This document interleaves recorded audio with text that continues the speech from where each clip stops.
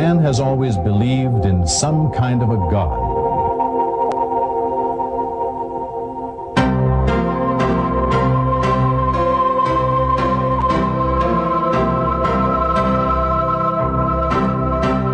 This need to believe in a supernatural and omnipotent being led many to search for a God, start wars in the name of a God, even create a God if they had to.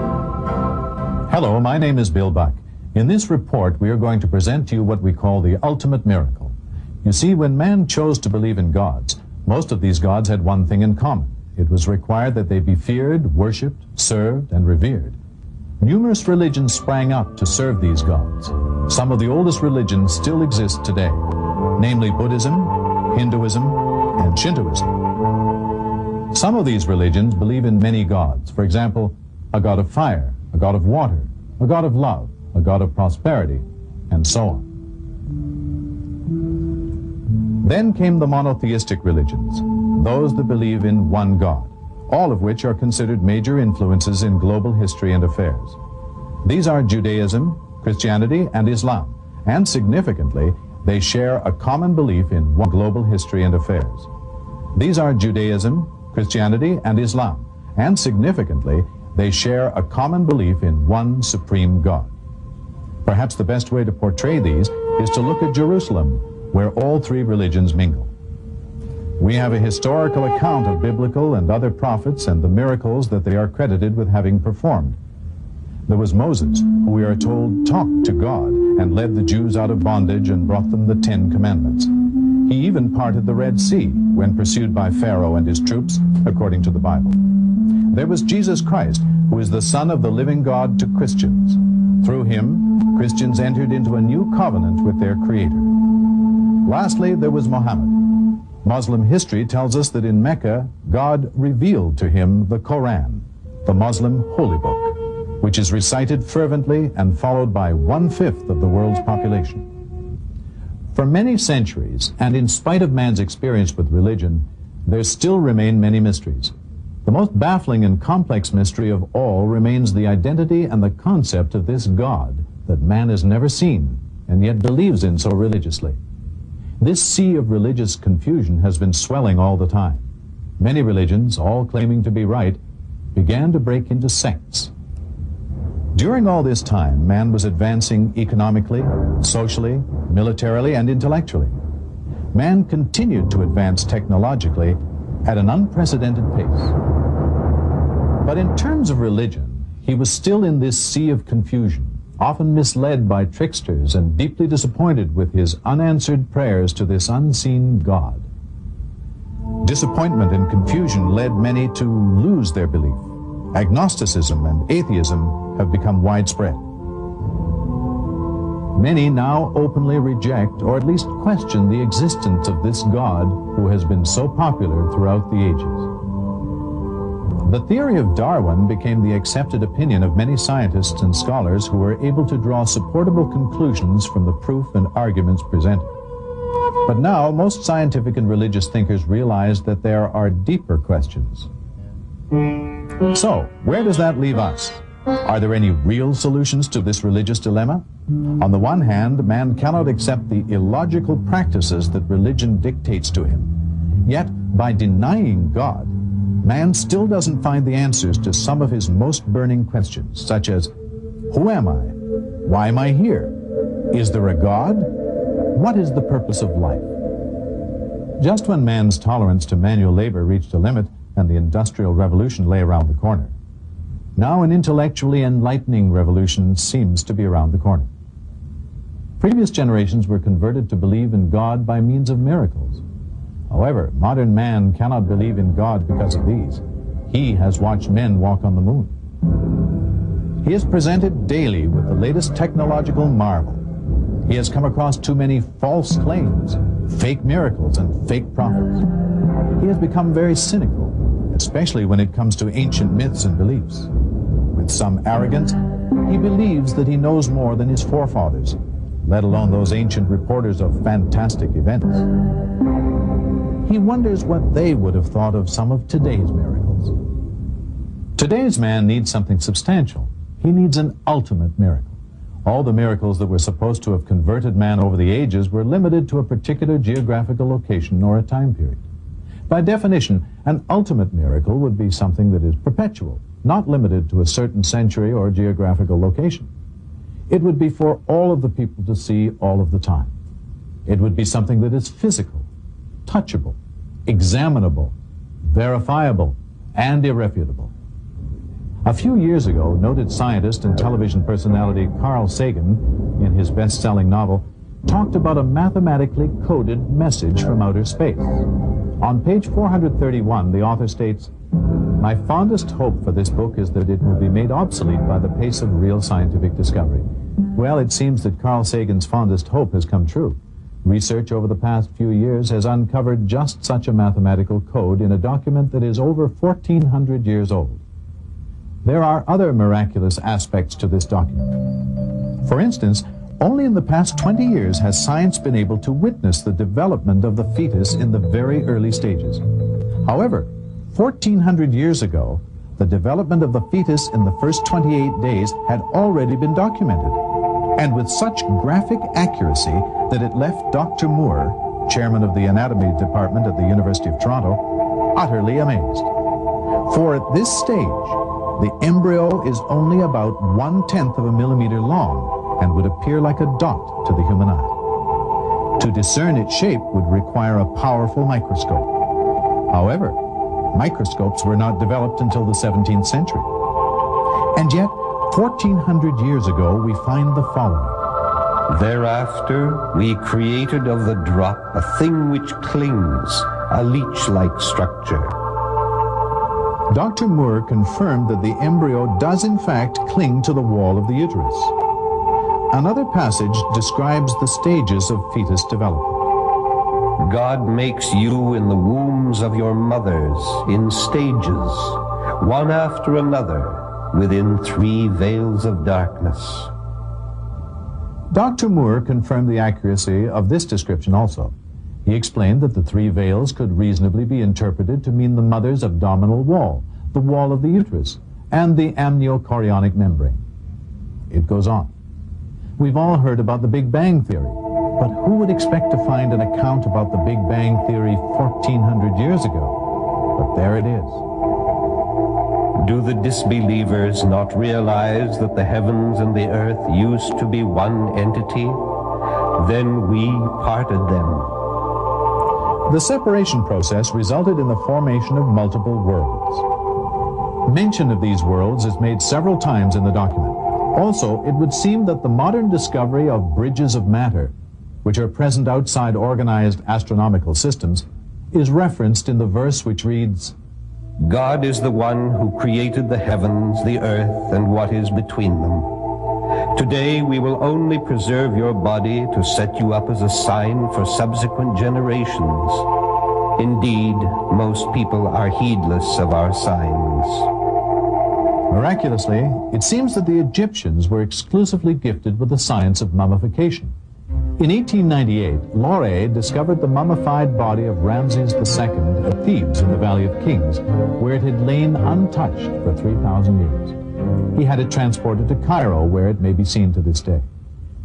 The medical study of the mummy of Merneptah, pharaoh of the Exodus, has yielded further useful information on the possible cause of this pharaoh's death. The lack of signs of deterioration of the body proves that the body did not stay in water for a prolonged period of time. And in the heavens, for many centuries it was believed that the moon had its own light. Science discovered not too long ago that the moon really did not generate its own light, but acted only as a reflector of the sun's rays. God is the one who made the sun luminescent and the moon a light, and he designed its phases to provide you with a timing device. God did not create all this in vain. God is the one who created the night, the day, the sun, and the moon. Each one is traveling in an orbit with its own motion. Today, it is known how the celestial organization is balanced by the position of stars in a defined orbit, and how the interplay of gravitational forces is related to their mass and speed of movement. each with its own motion. Sir Francis Drake proved the earth to be round when he sailed around it in 1597.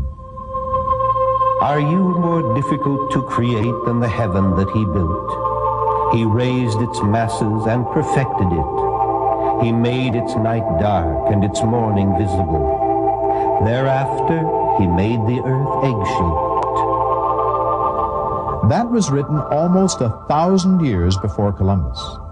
We know now that the Earth's atmosphere acts as a filter to prevent harmful radiations from reaching the surface. Short wavelengths like X-rays and ultraviolet rays are filtered out at high altitudes. Protection from these rays is vital to the existence of life on Earth. And we made the sky a protected ceiling. Then there is the affirmation of the modern idea that the origin of life is aquatic. And we made water a requisite for every living thing. Water is the simplest chemical compound of importance to all living things. Most organisms consist of 50 to 95% water. Scientists know that absolutely every living entity known to man requires water for its existence. Many properties of water make it essential to life's processes.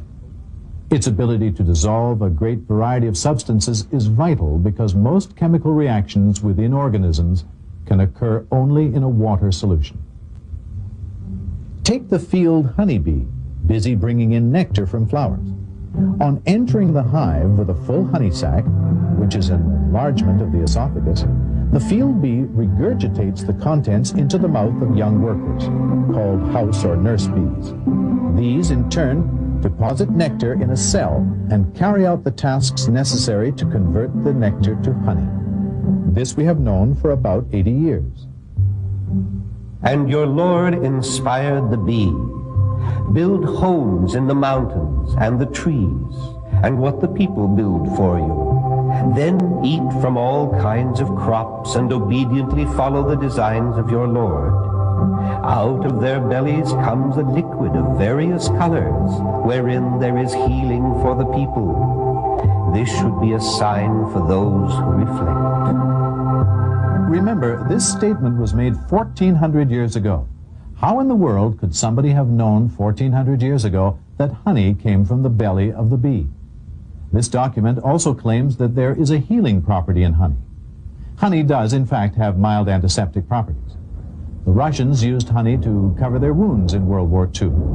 The wounds retained an amount of moisture and left very little scar tissue. Because of its density, no fungus or bacteria could grow in the wound. It is also known that if a person suffering from allergies from a certain plant is given honey produced from that plant, that person builds up certain resistance to the allergy.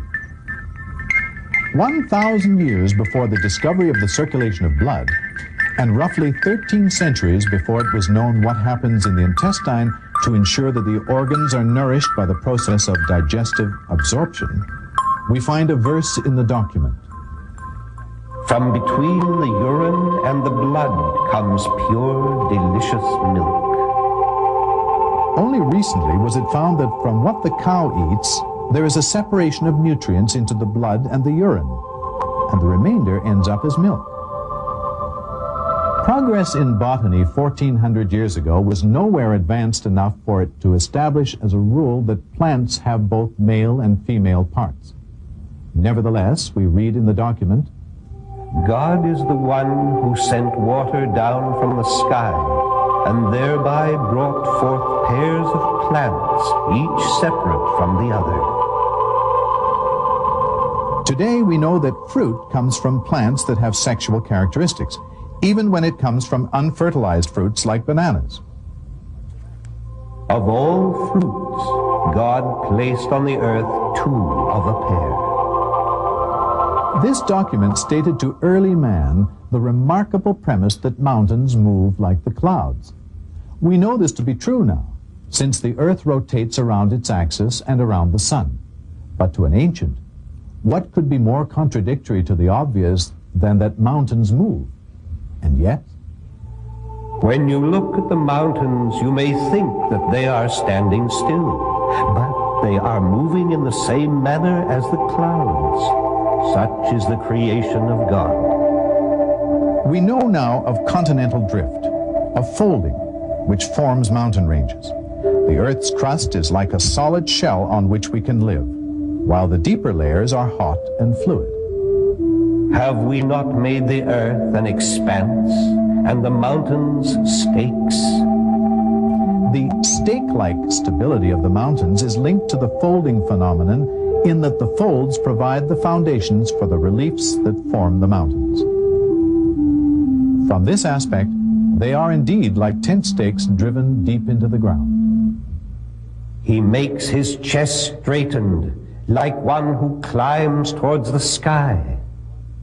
Fingerprinting became a scientific method of identification in the 1880s with the research of Sir Francis Galton. Galton calculated mathematically that no two persons could have exactly the same fingerprint patterns. We can even reconstruct the tip of his finger. All of these scientific phenomena have been taken from the same book. Other examples contain infinitely more precious data, which directly relate to facts discovered by modern science. But it took modern computers to discover them. It is only now that the numerous verses of this text have finally become comprehensible. Dr. Maurice Bucaille, an eminent French scientist, says that it is impossible to explain how a text produced 1400 years ago could have contained ideas that have only been discovered in modern times. Many other scientific phenomena, the barrier between salt and fresh water, the branch-like progression of combustion, all were mentioned 1400 years ago. In a notable recent experiment conducted by NOVA, it was found that at the exact moment of death, there was a slight weight loss in humans, but not animals. This document states that at the moment of death, God takes the soul away. And now we come to the most incredible significance of these discoveries. Remember, we said that modern man needs an ultimate miracle to release himself from the bondage of religious frustration and confusion about his Creator. Well, it so happens that this ultimate miracle does exist in this document, the identity of which we are about to reveal. This ultimate miracle exists in the form of a scientifically proven mathematical code that is touchable, examinable, verifiable, and utterly irrefutable. Not only does it prove that the author of this divine document is God Almighty, but it also serves as the first physical evidence for the very existence of God. And it serves as a means for preservation, for the document itself, so that the reader knows that every word, indeed every letter, is from God Almighty. This document is the Quran. And the ultimate miracle is the perfect and unchallengeable mathematical code. This mathematical code, this signature of the Creator, has always been here in the Quran for all to see. But only recently was it revealed, and then only with the help of a modern computer, by Dr. Rashad Khalifa, the Imam or minister of the Mosque of Tucson. Briefly, let me explain. The Quran consists of 114 chapters. 29 of these chapters are prefixed with letters that remained mysterious for 1400 years. Nobody knew what they meant until now. Before we go into details of this, let us look at a simple example that will allow us to realize the magnitude of this miracle. Take a simple sentence like, Jack and Jill went up the hill. There are 7 words and 24 letters in this sentence, and this is called the simple mathematical structure of this sentence. Now, let us try and change this mathematical structure, but still try and convey a specific meaning in good English. Let us say we want to convey the same meaning with a sentence containing 7 words and 26 letters. We must pad 2 letters in Jack and Jill went up the hill. In trying to do this, we soon see that the word Jack and the word Jill cannot be changed. The word over cannot be substituted for up because it conveys a separate meaning. Similarly, the word the cannot be replaced by a because a hill refers to any hill.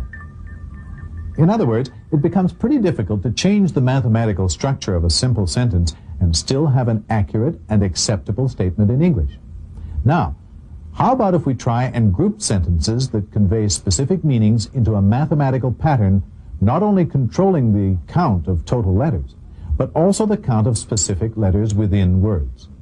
Suppose we want to take Jack and Jill went up the hill to fetch a pail of water, and change the total number of A's plus the total number of I's to 9 instead of 8. There are 7 words containing the letters A and I that make perfect English and cannot be changed. So we can only try and change the rest of the words, but this will again convey a different meaning to the sentence. It quickly becomes apparent that changing this structure to fit a pattern is almost impossible for just one sentence. Prepare for the shock. The document, the Quran, contains an exquisitely sophisticated control of letters across chapters, within chapters, in combination of letters between words, in total number of sentences, in total number of words, all interlocking with one another, rendering it impossible to duplicate, even with the most powerful computers. Yet, it remains very simple to understand. For example, 29 chapters, roughly 160,000 letters, are prefixed by mysterious letters. Chapter 50 starts with just Q. Chapter 2 has ALM. Chapter 19 has 5 letters as a prefix, KHYAS. Please note that we have chosen English equivalents of the Arabic letters for simplicity of illustration. It was found that the letter Q occurs in chapter 50 exactly 57 times, or 19 times 3. The A's, L's, and M's in chapter 2 occur a total of 9,899 times, and so on, without a single exception in all the initial chapters, with the occurrences in multiples of the number 19. At the same time that the A's, L's, and M's are controlled in 7 chapters that have ALM as a prefix, the A's and the L's are part of the Arabic word for God, the occurrence of which is also being controlled, as you will soon see.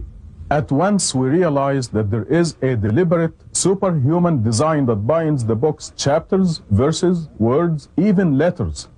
For if one letter was changed, deleted, or added, the whole system collapses. And the fact that this system was discovered 1,400 years after its creation proves that it has been perfectly preserved. The foundation of this mathematical code is the opening statement. In the name of God, most gracious, most merciful, and this contains exactly 38 alphabets, or 19 times 2. In the language of the Quran, Arabic, it contains exactly 19 alphabets and 4 words. These 4 words, namely name, God, most gracious, and most merciful, appear in the whole book 19, 2,698, 57, and 114 times, respectively. All these are multiples of 19. The total number of verses are 6,346. The total chapters are 114. Again, multiples of 19. We are beginning to see that this unique code must have been pretty difficult to construct. On it are 19. Indeed, by the moon, by the night as it passes, by the morning as it shines, this is one of the greatest miracles. Greatest miracle indeed. And now we realize that 19 is the Creator's signature on everything He created. For example, you and I have 209 bones in our bodies, 19 times 11. A full-term fetus remains in the mother's womb 266 days, 19 times 14. The sun, the moon, the earth line up in the same position every 19 years, and on and on and on. The viewer may wonder, why 19? Well, using our ancestral system of numerology, the Arabic and Hebrew word for 1 has a value of 19. And this is what the message of Quran is. 1. One God and one brotherhood of nations under God. The Quran was written under God's direction. One thing is clear. No human being could have written such a complicated and perfectly mathematically coded text. Not then, not now, even with the aid of computers. One of the most important functions of the Quran's mathematical code is that it proves and authenticates by physical evidence all the miracles of the previous prophets and messengers. Moses parted the Red Sea. Jesus revived the dead and healed the hopelessly blind and the leprous, and so on. Now these miracles are mathematically composed within the Quran and proven by this code to be true. God was the witness. His words are divine. And what he has proven by means of the ultimate miracle is that the Quran is indeed his word, the word of God.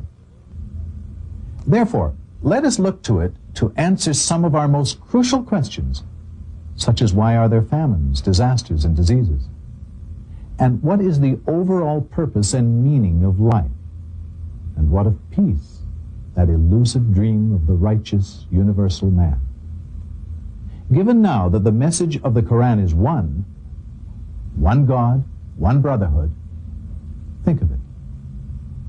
All the power and love in the universe in one supreme being, who has assured us that he not only exists, but communicates without question to those who believe and seek out the truth. His laws and commitment. Imagine what can be achieved by following his laws and direction.